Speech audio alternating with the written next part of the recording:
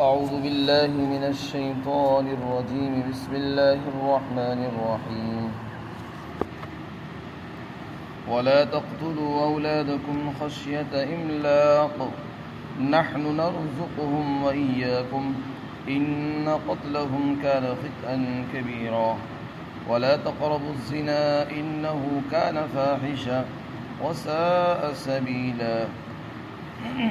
اور اپنی اولاد کو فقر و فاقے اور تنگی کے ڈر سے قتل مت کرو، ہم انہیں بھی روزی دیں گے اور تم کو بھی، یقیناً ان کا قتل کرنا بڑا گناہ ہے. اور زنا کے پاس مت جاؤ، یقیناً وہ بہت بے حیائی اور کا کام ہے اور برا راستہ ہے. یہاں سے چند احکامات اللہ نے بیان فرمائے ہیں. زمانہ جاہلیت کے اندر لوگ اپنی اولاد کو اس ڈر سے قتل کر دیا کرتے تھے کہ اس کو کہاں سے کھلائیں گے، کہاں سے پالیں گے. لڑکی کو اس ڈر سے قتل کر دیتے تھے کہ اس کو کسی کو اپنا داماد بنانا پڑے گا اور پھر اس کا خرچ وغیرہ کہاں سے اٹھائیں گے. تو اولاد کو زندہ قتل کر دیا کرتے تھے اس ڈر سے کہ کہاں سے کھلائیں گے، کہاں سے پلائیں گے. اللہ نے فرمایا کہ تم کہاں سے کھلاؤ، تم کون ہوتے ہو کھلانے والے؟ تم کو کھلانے کا پلانے کا ٹھیکہ کس نے دیا ہے؟ کھلانے والے ہم ہیں، پلانے والے بھی ہم ہیں. ہم انہیں بھی روزی دیں گے جن کی تم فکر کر رہے ہو. تم روزی نہیں دینے والے ہو، روزی تو ہم پہنچاتے ہیں اور تمہیں بھی ہم ہی روزی دیتے ہیں. تو یہ جو غلط رسم اور غلط عقیدہ جو ہمارے درمیان پیدا ہوا، یہ اس نظریے کی بنیاد پر ہوا کہ انسان نے اپنے آپ کو ہی روزی پہنچانے والا سمجھ لیا. روزی دینے والا انسان اپنے آپ کو سمجھ بیٹھا ہے کہ میں ہی روزی دیتا ہوں بچوں کو. حالانکہ روزی اللہ پہنچاتے ہیں. جو بچہ دنیا میں ابھی تک نہیں آیا، اللہ تعالیٰ اس کی روزی بھی لکھ دیتے ہیں. تو یہ رسم زمانہ جاہلیت میں تھی، اب یہ رسم دوبارہ سے لوٹ کر آ گئی. اور قرآن میں اللہ نے پہلی وعدہ فرما دیا کہ تم فقر و فاقے تنگ دستی کے ڈر سے کہاں سے کھلاؤ گے، بچے زیادہ ہو جائیں گے کہاں سے پالیں گے، کہاں سے ان کا خرچ برداشت کریں گے. یہ جو ڈر تمہیں شیطان کی طرف سے دکھایا جا رہا ہے، بٹھایا جا رہا ہے، اس وجہ سے اپنے اولاد کو قتل مت کرو. تو یہ رسم دوبارہ سے آج پھر پیدا ہو گئی. اسلام کے دشمن انگریزوں نے، یورپ کے لوگوں نے دوبارہ سے پھر وہی خطرہ ہمارے دلوں میں بٹھا دیا ہے کہ بچے زیادہ ہوں گے تو کہاں سے کھلاؤ گے، کہاں سے ان کو پالو گے، کہاں سے پڑھاؤ گے، کہاں سے لکھاؤ گے. بلکہ اس کے لیے مستقل پلاننگ ہو رہی ہے، فیملی پلاننگ. بچوں کو کم کیا جائے اور ان پر روک لگائی جائے، ان کو بڑھنے سے روکا جائے. اور شیطان کی طرف سے ان کے دلوں میں یہ وسوسے ڈالے جا رہے ہیں کہ اگر بچوں کی شرح، پیداوار کی جو شرح ہے وہ اسی طرح جاری رہی تو آنے والے کچھ سالوں کے اندر یہ زمین تک بڑھ جائے گی. نعوذ باللہ. تو کیا پیدا کرنے والے کو پتہ نہیں تھا کہ زمین تک پڑے گی؟ جس ذات نے زمین بنائی ہے اسی ذات نے اولاد بھی بنائی، انسانوں کو بھی اسی نے بنایا ہے.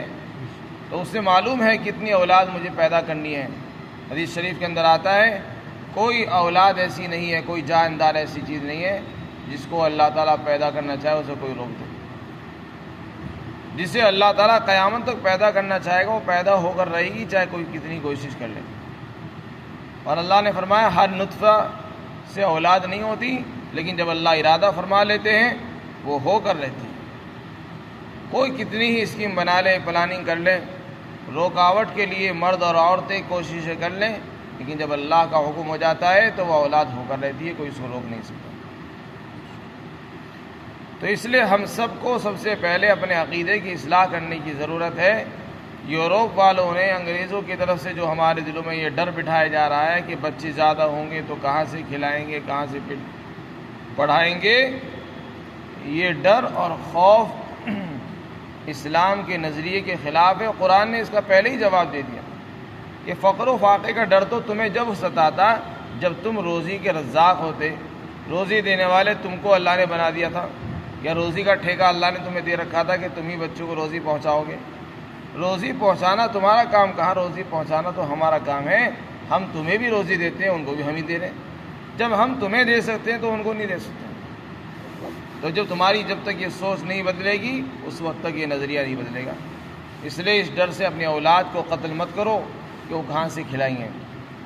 آگے اللہ نے خود فرما دیا ہم انہیں بھی روزی دیں گے اور تم کو بھی روزی دیں گے۔ پھر آگے فرمایا اولاد کو قتل کر دینا یہ بڑا گناہ ہے، کبیرہ گناہوں میں سے ایک گناہ ہے۔ دنیا کے اندر جو عذاب آتے ہیں وہ بڑے گناہوں کی وجہ سے آتے ہیں، ان میں سے ایک گناہ یہ بھی ہے، اولاد کو قتل کر دینا۔ آج کے دور میں تو بچے کو پیدا ہونے سے پہلے ہی ضائع کرا دیا جاتا ہے کہ اس ڈر سے کہ بچے زیادہ ہو جائیں گے، کون پالے گا، کیسے رکھیں گے۔ اس ڈر کی وجہ سے وہی زمانہ جاہلیت والی رسم دوبارہ سے ہمارے درمیان آ رہی ہے۔ دوسرا حکم یہ ارشاد فرمایا کہ زنا کے قریب ہی مت جاؤ۔ زنا یعنی بے حیائی کا کام، کسی عورت کے ساتھ غلط تعلقات قائم کرنا، نکاح کے ذریعے سے وہ تمام کام جائز ہو جاتے ہیں، بغیر نکاح کے جو تعلقات قائم کیے جاتے ہیں وہ سب زنا میں داخل ہیں۔ حدیث شریف میں آتا ہے کہ زنا آنکھ سے بھی ہوتا ہے، کانوں سے بھی ہوتا ہے، اور نگاہوں کا بھی زنا ہے، پیروں سے بھی زنا ہوتا ہے۔ یہ فرمایا کہ زنا کے قریب ہی مت جاؤ، زنا کرنا تو حرام ہے ہی، اس کے قریب بھی مت جاؤ۔ قریب کا مطلب یہ ہے یعنی زنا تک پہنچنے کے جتنے بھی راستے ہو سکتے ہیں ان سے بھی بچو۔ اسی لیے شریعت نے زنا سے بچنے کے لیے نگاہوں پر پابندی لگا دی کہ بد نظری مت کرو، نگاہوں کی حفاظت کرو، نہ محرم پر نظر مت ڈالو، ایسے کام مت کرو، ایسی چیزیں تصویریں مت دیکھو کہ جس سے انسان کی شہوتوں کے اندر غبار پیدا ہو اور وہ انسان کو زنا کی طرف کو آمادہ کر دے۔ آگے ارشاد فرمایا کہ زنا جو ہے وہ بے حیائی کا کام ہے، کسی نبی کی شریعت میں یہ حلال نہیں رہا ہے، بہت بے حیائی کا کام ہے، عریانیت کا کام ہے، اور یہ فرمایا کہ یہ برا راستہ ہے۔ جب انسان اس راستے میں پڑ جاتا ہے تو نہ نسب محفوظ رہتا ہے، نہ خاندان محفوظ رہتا، نہ یہ معلوم ہوتا کہ باپ کون ہے، ماں کون ہے، بھائی کون ہے، پھوپھا کون ہے، چچا کون ہے، کسی کا کچھ پتہ نہیں ہوتا، پورا خاندان دھرم بھرم ہو جاتا ہے، پورا نظام دھرم بھرم ہو جاتا ہے اس وجہ سے، تو یہ برا راستہ ہے۔ اسی طرح پرورش کا پتہ نہیں ہوتا، پھر جب باپ کا انتقال ہوگا تو بچے کو میراث کہاں سے ملے گی؟ جب اس کو یہی پتہ نہیں کہ ہمارا باپ کون ہے تو میراث کہاں سے ملے گی؟ اس کی پرورش کون کرے گا؟ پرورش کے مسائل ہیں اور خاندان کے مسائل ہیں اور میراث کے مسائل ہیں اور بھی بہت سے مسائل ہیں نسب کے، اس کا نسب ہی نہیں جڑے گا، اس کا باپ کون ہے، ایک سوال پیدا ہو جائے گا باپ کون ہے، ماں کون ہے۔ تو ایسے کاموں سے بچنے کا حکم ہے کہ یہ بے حیائی کا راستہ ہے اور ایک برا راستہ ہے جو برائی کی طرف انسان کو لے جانے والا ہے۔ حدیث شریف کے اندر آتا ہے، حضرت عمرو بن عاص فرماتے ہیں اللہ کے رسول نے فرمایا جس قوم کے اندر بے حیائی یعنی زنا پھیل جائے گا اللہ تعالیٰ اس کے اندر قحط کو مبتلا فرما دیں گے۔ تو ایسی قوم کے اندر اللہ تعالیٰ قحط کو مسلط فرما دیتے ہیں۔ ایک جگہ اللہ کے رسول نے فرمایا کہ تم 5 چیزوں سے بچو ورنہ تم مصیبتوں میں گھر جاؤ گے۔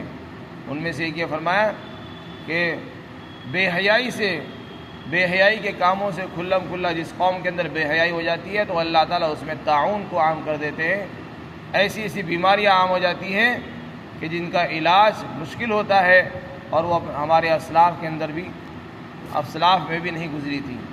تو ایسی بیماریاں جو آ رہی ہیں وہ سب زنا کے عام ہونے کی وجہ سے آ رہی ہیں، اور زنا کے اسباب میں سے بھی بد نظری کرنا اور غلط تعلقات قائم کرنا، اسی طریقے سے مرد اور عورت کا آپس میں مل کر بیٹھنا، مل کر پڑھنا، مل کر کسی پروگرام میں شرکت کرنا، یہ وہ اسباب ہے جو انسان کو زنا پر آمادہ کرتے ہیں۔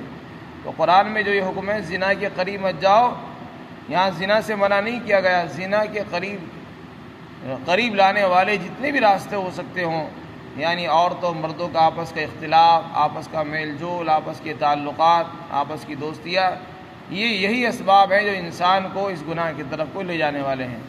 تو ان تمام اسباب سے اللہ تعالیٰ نے منع فرمایا کہ یہ بے حیائی کا کام ہے اور برا راستہ ہے۔ اللہ تعالیٰ ہم سب کی حفاظت فرمائے۔